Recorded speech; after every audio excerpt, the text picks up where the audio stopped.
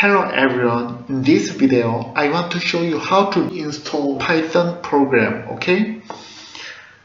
Here python.org, enter,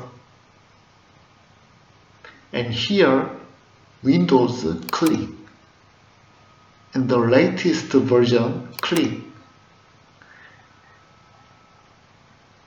and here Windows 64 executable installer, click, and open the folder, and mouse right button, execute as administrator. Yes.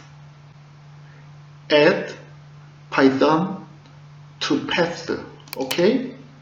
And customize installation, click.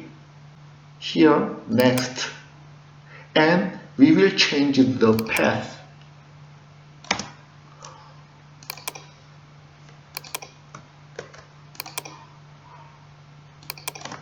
C program files, Python 3.8, okay? Install. As installation is completed, close. And here cmd and Python -- version, enter, and you can see the Python is installed well. Okay? Please like and subscribe. Thank you. Bye bye.